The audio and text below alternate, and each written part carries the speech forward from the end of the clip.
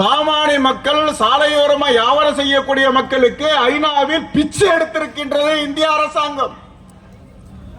உலகத்தில் இருக்கக்கூடிய ஐநா மன்றம் உலகம் முழுவதும் இருக்கக்கூடிய சிறு வியாபாரிகளுக்கு வாழ்வாதாரத்தை உறுதிப்படுத்த வேண்டும் என்பதற்காக டெல்லிக்கு பிச்சை கொடுத்து அந்த பிச்சை பணத்தில் தான் இன்னைக்கு மத்திய மந்திரிகளால் உணவு தின்று கொண்டிருக்கின்றார்கள்.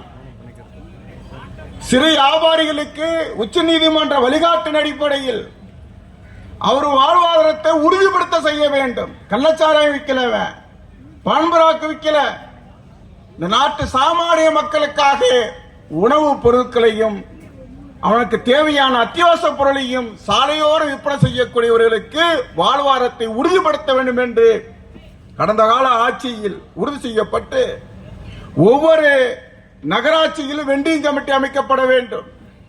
காவல்துறை ஒருவர், போக்குவரத்து காவல்துறை ஒருவர், நகராட்சியில் சேர்ந்த ஒருவர், இந்த கமிட்டியில் இருக்கக்கூடிய வியாபாரிகளை சேர்ந்தவர்கள் இணைந்து வெண்டிங் கமிட்டி அமைக்கப்பட்டது.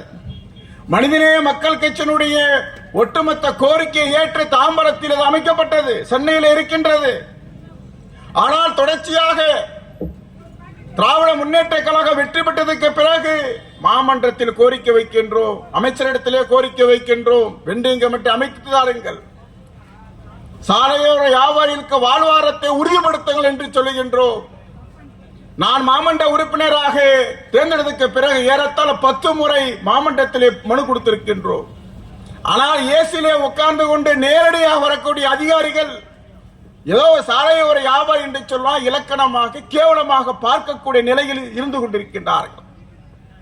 சாலையோர வியாபாரிகள் வாங்கக்கூடிய பல்விளக்கிற பேஸ்டுக்கும் அது வரிதான், அம்பானிய அதானிகள் வாங்கக்கூடிய பேஸ்டுக்கும் அது வரிதான், சாலையோர வியாபாரிகள் போட்டிருக்கிற செருப்புக்கும் அந்த 12% வரிதான். உச்சாணி கொம்பில் இருக்கக்கூடிய எவ்வளவு பெரிய செல்வந்தர்களாக இருந்தாலும் அவனுக்கும் அந்த செருப்புக்கு 12% வரிதான்.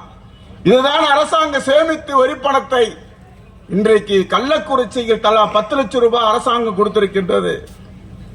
அமைச்சர் சொல்லுகின்றார், கள்ளச்சார வழக்கிலே போய் வந்தா உங்களுக்கு 50,000 ரூபாய். யாருடைய பணம்? எங்களுடைய பணம், மக்களுடைய பணம், வரி பணம். அதை நீங்கள் கொடுக்கின்றீர்கள். உள்ள நான் போகவில்லை.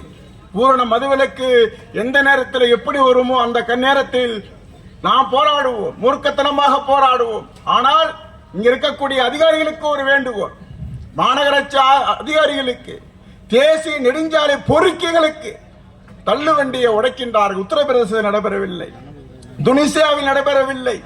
இந்தியா ஒரு ஜனநாயக நாட்டில், திராவிட மாடல் ஆட்சி நடத்தக்கூடிய ஒரு நாட்டில் தேசிய நெடுஞ்சாலையில் கைப்பெண் என்று சொல்லுகின்றார் தளபதி அவர்கள்.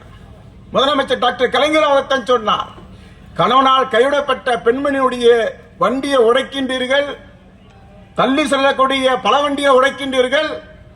நீங்கள் உங்க குடும்பத்தில் சோறு கூட உங்க சம்பள படத்தில் நீங்க சாப்பிடல. தேசிய நெடுஞ்சாலைத்துறையை சொல்றேன், நீங்க சாப்பிடுற பணம் கூட முறைகேடாக சாப்பிடக்கூடிய பணங்கள். ஆனால் எங்களுடைய சகோதரர்கள் வட்டிக்கு சின்ன சின்ன பொருளாதாரத்தை வாங்கி 10,000 ரூபாய் 20,000 ரூபாய் வட்டிக்கு வாங்கி அது தள்ளு வண்டிக்கு வாடகைக்கு வாங்கி அன்றைக்கு காலையில பழங்களை வைத்து ஜூஸ் வியாபாரம் பண்ணி மக்களுக்கு நேர்மையான வியாபாரம் செய்யறானா அவர்கள் தான் தேசப்பற்றாளர்கள். நீங்கள் தேசத்தினுடைய துரோகிகள். ஆகையால் நம்முடைய மாண்புமிகு அமைச்சர் பேரை சொல்றான், உடனே நோட்டீஸ் அடிச்ச அமைச்சர் ஆளுங்கட்சியில யாருமே தலையிடல, ஏன் சட்டமன்ற உறுப்பினர் கூட தலையிடல. அவங்க தேசிய நெடுஞ்சாலையில போக்குவரத்தை சரி செய்ய செஞ்சாங்க. ஆனா எச்சப்பயலுக அதாவது நான் வருவாய்த்துறையை சொல்றேன், தேசிய நெடுஞ்சாலைத்துறை சொல்லுவேன், ஐவிஎஸ் தாம்பரம் மாநகராட்சி செய்யல. தேசிய நெடுஞ்சாலை எச்சப்பை பொருத்தனமா பிரியாணி ஓசியில கேட்டதுக்காண்டி கொஞ்சம் வெயிட் பண்ண ஒரு பிரியாணி கடைக்கார சொல்லியிருக்கிறார், கொஞ்சம் வெயிட் பண்ண நான் பிரியாணி தரேன்னு சொல்லியிருக்கிறார். இந்த வெயிட் பண்ண ஒரே காரணத்துக்காக அவர் புதிதாக ஒரு கடையை ஓபன் பண்ணுகின்றார் வெற்றி தியேட்டருக்கு பக்கத்துல. மானம் கட்டவங்க அப்படி என்ன பிரியாணியை சாப்பிடணும், 5 லட்சம் ரூபாய் பிரமாண போர்டுகளை உடைத்திருக்கின்றான். அவனுக்கு ரூல்ஸ் தெரியல. எங்க தலைவரை பொதுச்செயலர் எங்க அனுமதி கொடுத்தோம்னா அன்னைக்கு அவன் அந்த இடத்துல நகர முடியாது, அந்த அளவுக்கு நான் பண்ணிருப்போம். அனுமதி கொடுக்கல. அந்த கடையை உடைத்து தூக்கி போட்டு போயிட்டே இருந்துட்டான். 2வதா தள்ளு வண்டியை உடைக்கிறான். தள்ளு வண்டியை உடைச்சது யாரு காரணம்? நாளைக்கு அதிகாரி ஓட்டு கேட்க வருவான் மக்களிடத்துல. மக்களிடத்தில் ஓட்டு வாங்க கேட்பது யார்? மாண்புமிகு அமைச்சர் அவர்களும் சட்டமன்ற உறுப்பினர்களும் மண்டல குழு தலைவர் அவர்களும் மேயர் அவர்கள் தான் ஓட்டு கேட்க வர முடியும். நீங்க சரியாக செஞ்சிட்டீங்க, எங்களுக்கு தெரியும். சம்பந்தப்பட்ட அதிகாரிகள் மீது துறை ரீதியான நடவடிக்கை அவங்களை எடுக்க வேண்டும் என்று மனிதநேய மக்கள் கட்சி கேட்டுக்கொள்கிறது.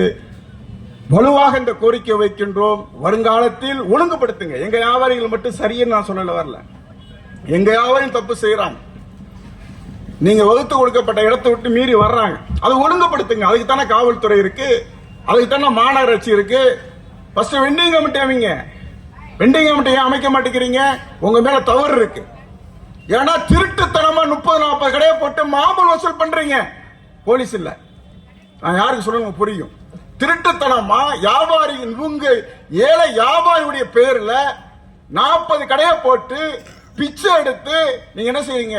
காலையில இருந்து வெயில உட்கார்ந்து இருக்கிறான், அவன்கிட்ட நீங்க வசூல் பண்ணி சாப்பிட்டு போறீங்க. அதனால வெண்டிங் கமிட்டி அமைக்க மாட்டேங்கிறீங்க. நீங்க நேர்மையா இருந்தா போதுமா? கீழே இருக்கிறவன் நேர்மையா இருக்கணும்ல. ஆகையால் வெண்டிங் கமிட்டியை அமைக்க வேண்டும்.